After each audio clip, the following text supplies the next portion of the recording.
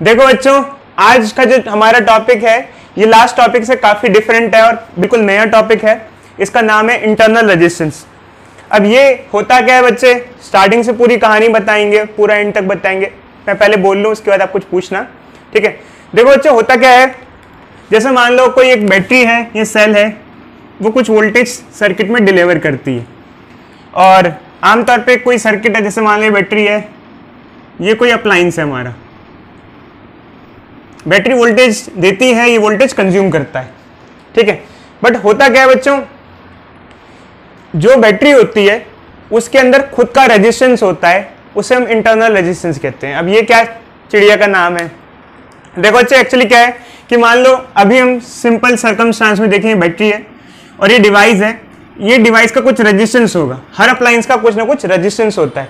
मैंने आपको बताया था एक्चुअली क्या होता है कि जैसे हम किसी सर्किट में एक रजिस्टर दिखा रहे हैं, तो रजिस्टर का मतलब जरूरी नहीं हमने रजिस्टर लगाया हो सकता है वो अप्लायंस हो। क्या हो?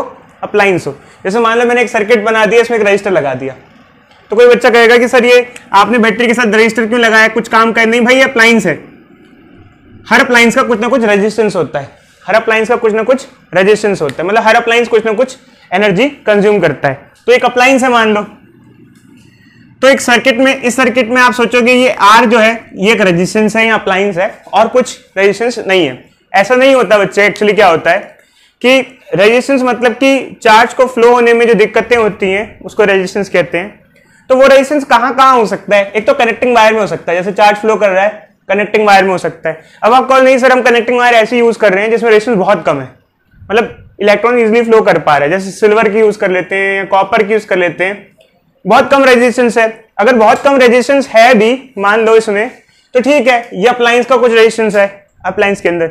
इसके अलावा एक्चुअली क्या होता है बच्चे, जैसे चार्ज का फ्लो हम देखते हैं, जहां चार्ज फ्लो कर रहा है, तो चार्ज को फ्लो होने में पोजीशन कहां कहां हो सकती है, एक तो कनेक्टिंग वायर में, एक डिवाइस में तो होती ही होती है, क्योंकि डिवाइस में इलेक्ट्रॉन अपनी एनर्जी देगा ही देगा डिवाइस को, तभी तो डिवाइस वर्क करेगा। और अपनी एनर्जी अगर डिवाइस को नहीं देगा तो काम नहीं करेगा, रेजिस्टेंस है। इसके अलावा एक रेजिस्टेंस सेल के अंदर खुद का भी होता है, बैटरी के अंदर खुद का भी होता है, इसे कहते हैं इंटरनल रेजिस्टेंस। ये किस वजह से अराइज होता है? देखो बच्चे, बैटरी के अंदर हमने पढ़ा इलेक्ट्रोलाइट होते हैं, इलेक्ट्रोलाइट में आयंस होते हैं, आयन की मूवमेंट्स में जो रेजिस्टेंस फेस होता है उसको कहते हैं इंटरनल रेजिस्टेंस। किस वजह से होता है ये हमारा भी टॉपिक ऑफ डिस्कशन नहीं है, ये थोड़ा सा आप लोग देख लेना। बट अभी हम ये देख रहे हैं कि सेल के अंदर खुद का भी कुछ रेजिस्टेंस होता है, इसे कहते हैं इंटरनल रेजिस्टेंस। तो इसका मतलब क्या है बच्चे, इसका मतलब ये है कि थियोरेटिकली एक सेल जितनी वोल्टेज देना चाहता है वो उतनी दे नहीं पाता है, क्योंकि कुछ हिस्सा उसका खुद का रेजिस्टेंस खा जाता है, कंज्यूम कर जाता है। मतलब अगर प्रॉपर तरीके से कोई फिगर ड्रॉ करो, तो अगर एक आम सर्किट की ड्रॉ की जाए जिसमें सेल का ठीक ठाक रेजिस्टेंस है, तो एक ऐसे ही फिगर ड्रॉ होगी। इसमें क्या क्या होगा, ये तो बच्चे एक अप्लायंस होगा, अप्लायंस या एक्सटर्नल रेजिस्टेंस कह सकते हैं, इसे एक्सटर्नल रेजिस्टेंस कह रहा हूं मैं। एक्सटर्नल रेजिस्टेंस का मतलब ये नहीं बच्चे सिर्फ रेजिस्टेंस अप्लायंस भी हो सकता है, कोई अप्लायंस लगा रखा हमने, ये इंटरनल रेजिस्टेंस है। इंटरनल रेजिस्टेंस को हम आमतौर पे स्मॉल आर से डिनोट करते हैं, कई बार इसको बगल में दिखा देते हैं। ये बैटरी है, इसका वोल्टेज ई है, ये सर्किट को ई वोल्टेज दे रहा है। कभी कभार ऐसे ना रिप्रेजेंट करके ये इंटरनल रेजिस्टेंस को इसके ऊपर दिखा देते हैं, ऐसे ऊपर की तरफ, यहां पर सर्किट से बाहर दिखा देते हैं। खैर ये वाला नोटेशन मुझे अजीब सा लगता है कि इसको बाहर दिखा रहे हैं, मैं तो ज्यादातर यही यूज करता हूं, मुझे ज्यादा अच्छा लगता है देखने में, ठीक है। इसका मतलब क्या है, इसका मतलब ये है कि अगर एक बैटरी थियोरेटिकली 10 वोल्ट की है, तो सारा का सारा 10 वोल्ट अपने कनेक्टेड अप्लायंस को नहीं दे पाएगी, उसमें से कुछ हिस्सा वो खुद खा जाएगा। जैसे मान लो 10 में से, let us take in any case 10 में से 2 खुद खा गया, तो अप्लायंस को कितनी वोल्टेज दे पाएगा? 8। अब ये खा गई वोल्टेज का क्या मतलब होता है, देखो अच्छा, जैसे इलेक्ट्रॉन निकलता है तो वोल्टेज का मतलब मैंने आपको कहा था एनर्जी से एसोसिएट करना। किससे एसोसिएट करना? एनर्जी। इलेक्ट्रॉन को 10 वोल्ट मिली, मतलब 10 जूल पर कूलम मिला हमें, 10 जूल एक कूलम को एनर्जी मिली। देखो जी, मान लो 10 वोल्ट मिला, लेटेस्ट टेक, इसको कहते हैं 10 जूल पर कूलम। वोल्ट का मतलब होता है जूल पर कूलम। ये हम कंसीडर कर रहे हैं, कोई बच्चा कहेगा सर 10 कहां से आ गया, लेटेस्ट टेक कंसीडर कर रहे हैं अपने आप, ठीक है। तो 10 जूल मिला। अब इसमें से क्या है, मान लो जब इलेक्ट्रॉन चला तो 2 तो यही खा गया, तो बचा कितना? 8। तो कुछ एनर्जी सर्किट की उसका खुद का रेजिस्टेंस खा जाता है। भाई अब ये क्या है, दिक्कत की बात तो बच्चे है ही, इंटरनल रेजिस्टेंस होना अच्छा बात नहीं है, कम हो तो ज्यादा अच्छा है किसी सर्किट में, ठीक है। मतलब ये सब चीजें हैं। तो एक्चुअली क्या होता है, जितना थियोरेटिकल वोल्टेज होती है किसी बैटरी की उतनी सप्लाई नहीं कर पाता। जैसे मान लो थियोरेटिकली हमने केमिस्ट्री के फॉर्मूले के बेसिस पे निकाला कि एक सेल की थियोरेटिकल वोल्टेज है 12, तो बट वो पूरी की पूरी 12 सर्किट को नहीं मिल पाएगी क्योंकि उसका कुछ हिस्सा वो खुद भी कंज्यूम कर सकता है। तो अब हम इसके अलावा क्या देखेंगे बच्चे, अब हम देखेंगे क्या क्या फॉर्मुलेज हैं। चलो ठीक है, हमने ये हम सीख गए, बट क्या क्या फॉर्मुलेज हैं जो हम लोगों को देखने होते हैं, ठीक है। देखो बच्चों, कभी कभी ऐसा भी हो सकता है कि एग्जामिनेशन में हमको कनेक्टिंग वायर का रेजिस्टेंस दिया हो। जैसे मान लो ये मेंशन किया हुआ है कि ये 1 मीटर की कनेक्टिंग वायर है और ये 1 मीटर की कनेक्टिंग वायर है और 3 ओम पर मीटर रेजिस्टेंस है कनेक्टिंग वायर का रेजिस्टेंस है। खैर ये बहुत रेयर सिचुएशंस में दिया होता है। तो ऐसे में फिगर क्या हो जाएगी बच्चों, इधर 3 ओम 1 मीटर का, तो इसका 3 ओम हो जाएगा, इसका 3 ओम हो जाएगा। तो ये फिगर कैसी हो जाएगी, मान लो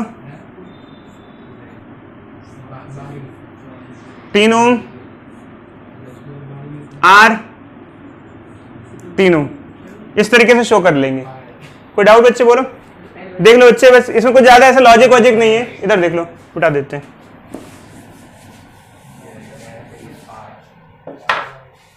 देखें, तो देखो बच्चे, फिर हमें यहाँ पर कुछ फॉर्मूले सीखने हैं कैलकुलेशंस के लिए। तो क्या क्या चीजें यहाँ हम सीखते हैं, यहाँ ढंग से देखो बच्चे। तो यहाँ पर बच्चों एक टर्म हम आमतौर पे यूज करते हैं बहुत ज्यादा, उसका नाम होता है टर्मिनल पोटेंशियल डिफरेंस।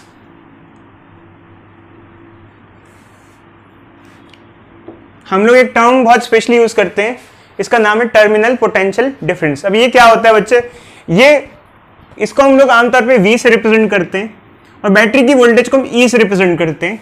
इसको कई बार EMF ऑफ बैटरी कहते हैं। इधर देखो बच्चे, इधर बात नहीं बच्चे, बात नहीं, EMF ऑफ सेल, ठीक है।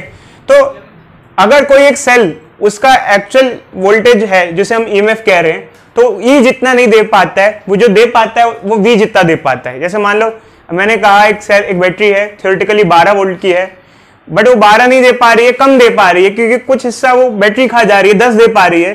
तो यहाँ 12 को कहेंगे EMF और 10 को कहेंगे टर्मिनल पोटेंशियल डिफरेंस। क्या कहेंगे, terminal potential difference. Terminal potential difference final voltage जो वो किसी अप्लायंस को दे पाता है, इसे कहते हैं टर्मिनल पोटेंशियल डिफरेंस। समझे बच्चे। तो एक्चुअली क्या होता है, अगर यहां पर देखा जाए फॉर्मूले के हिसाब से V की वैल्यू आती है E माइनस IR। अब ये कैसे आई और यहाँ क्या क्या चीजें क्या क्या है, ये 2 चीजें हमें जानना बहुत जरूरी है। यहां पर देखो बच्चों, V जो बची हुई वोल्टेज है जिसे हम टर्मिनल पोटेंशियल डिफरेंस कह रहे हैं, E EMF ऑफ सेल है, I सर्किट का करंट है, और स्मॉल r जैसे कि हमेशा हम कहते हैं स्मॉल r क्या होता है, इंटरनल रेजिस्टेंस है। अब ये फॉर्मूला आया कैसे, ये फॉर्मूला किस तरीके से कैसे लिखा हमने, किस बिहाफ पे फॉर्मूला लिखा गया, ये समझना बहुत जरूरी है और ये टॉपिक भी बहुत इंपॉर्टेंट है, ध्यान रखना बच्चों, ठीक है। अब एक्चुअली क्या है कि ये फॉर्मूला कैसे आया, देखो बच्चे, देखो एक सेल का थियोरेटिकल वोल्टेज है E, वो इतना दे सकता है, बट इतना तो दे नहीं पाएगा, इससे कम दे पाएगा। कितना कम दे पाएगा, इसकी कुछ वोल्टेज ये खा जाएगा। कौन खाएगा, ये, इधर देखो बच्चे, ये खा जाएगा, कंज्यूम कर जाएगा। ये कितनी कंजम्पशन करेगा, ये कितनी कंज्यूम करेगा, कोई भी चीज जो वोल्टेज कंज्यूम करती है, पोटेंशियल ड्रॉप या potential consumed by any device is given by this formula V is equal to IR। V is equal to, ये कितनी वोल्टेज खाएगा, voltage drop by this is I कितना, करंट कितना है I, और इसका रेजिस्टेंस कितना है स्मॉल r, तो इतना वोल्टेज खा जाएगा। E में से कितना खा जाएगा ये, E में से कितना खा जाएगा ये, बोलो भाई बोलो, मतलब टोटल है। हाँ टोटल में से ये IR तो यही खा जाएगा, क्योंकि वोल्टेज ड्रॉप क्या होता है, वोल्टेज कंज्यूम क्या होता है IR, क्या होता है IR। तो ये E सप्लाई कर रहा है और इसमें से IR क्या खा जा रहा है, ये खा जा रहा है, तो बचेगा कितना E माइनस IR। अगर इसको हम प्रॉपर वे में देखें किसी अप्लाई करके तो भी हम बताते हैं, बट अब यहाँ पर एक क्वेश्चन ये अराइज होता है कि अगर करंट कैसे निकालें फॉर्मूले में, जैसे I की वैल्यू कैसे आएगी, इसी फॉर्मूले में जैसे I निकालना है तो हाउ टू कैलकुलेट आई? देखो तो किसी भी एक सर्किट में अगर करंट निकालना है तो करंट क्या होता है? Net voltage by net resistance. बता सकते हो सर्किट में नेट वोल्टेज कितनी है? नेट वोल्टेज कितनी? ई मान लो फिलहाल ड्रॉप से पहले और नेट रेजिस्टेंस कितना है?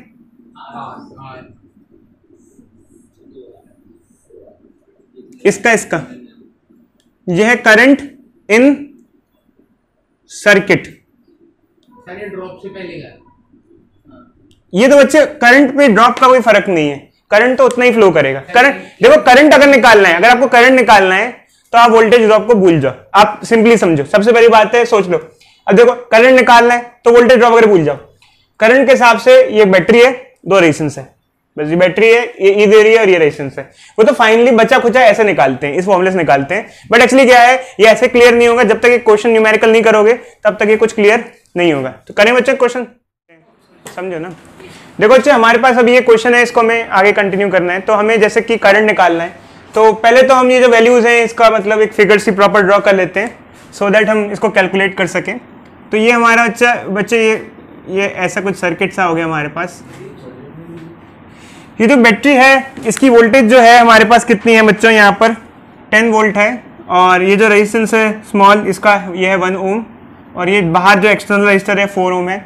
अगर सर्किट में करंट निकालना है, करंट क्या होता है? Net voltage by net resistance. Net voltage क्या है? 10, नेट रेजिस्टेंस कितना है? 2 एम्पेयर का सर्किट में हमारा करंट आ गया। अब अगर हमारे पास हमें पता चल गया Q2 एम्पेयर का करंट है, तो हमें टर्मिनल पोटेंशियल डिफरेंस निकालना है। V क्या होता है? E minus I R. E कितना है? 10, I कितना है? 2, और इंटरनल रेजिस्टेंस कितना है? 1। तो कितना आ गया बच्चे इसके हिसाब से? मतलब 8 वोल्ट ही वो सर्किट को सप्लाई कर पाएगा। बाकी 2 वोल्ट कौन खा रहा है? बाकी 2 वोल्ट खा रहा है इंटरनल रेजिस्टर, ये कंज्यूम कर रहा है। तो बच्चे इधर देखो बच्चों, हमको एक ग्राफ दिया गया है बनाने को। क्या क्या ग्राफ दिया हुआ है? हमें बोला गया है draw a graph in which we have to show variation of terminal potential difference versus current. Actually क्या है कि ये ग्राफ उन सब के लिए इजी है जिन्होंने स्ट्रेट लाइन पढ़ा था। देखो बच्चों, हमारे पास ये इक्वेशन है v is equal to E minus I R. तो हमने एक इक्वेशन पढ़ी थी y is equal to M X plus C की। इसमें एक रूल होता है बच्चे, जैसे y is equal to M X plus C का ग्राफ होता है, तो इसको जब दो चीज़ों के बीच में हम ग्राफ ड्रॉ करते हैं तो एक चीज़ होती है y और एक चीज़ होती है x। यहाँ पर y और x क्या है? हमने आपसे पूछा v और i ग्राफ, तो v क्या हो गया बच्चे? y, और i क्या हो गया? x। ये हो गया y और ये हो गया x। तो इसको सबसे पहले रीअरेंज करते हैं। रीअरेंज मतलब इस तरीके से लिखते हैं। इस तरीके से लिखेंगे तो इसको प्रॉपरली अरेंज करेंगे। क्या हो जाएगा? ये v is equal to minus I R plus E. इसको आगे लिख दिया, इसको पीछे लिख दिया। क्यों? क्योंकि इसको proper v is equal to I R मतलब y is equal to M X plus C की प्रॉपर फॉर्म में लाना है हमको। इवन ये भी प्रॉपर नहीं है, इसको हम ऐसे लिखेंगे आर आई लिख देते हैं तो ज्यादा बेटर रहेगा, ज्यादा प्रॉपर इक्वेशन लगी। ठीक है, ये होती है स्ट्रेट लाइन की इक्वेशन जिसे हम कहते हैं y is equal to M X plus C. अब इस स्ट्रेट लाइन की इक्वेशन में क्या है बच्चों? खास बात है कि अगर नेगेटिव साइन लगाओ तो इसका मतलब इसका इंटरसेप्ट, इसका जो स्लोप होता है वो क्या होता है? नेगेटिव। नेगेटिव मतलब कि कैसा सा ग्राफ आएगा बच्चे? ऐसा सा ग्राफ आएगा डाउनवर्ड। इसमें बच्चों ये जो होता है इंटरसेप्ट होता है।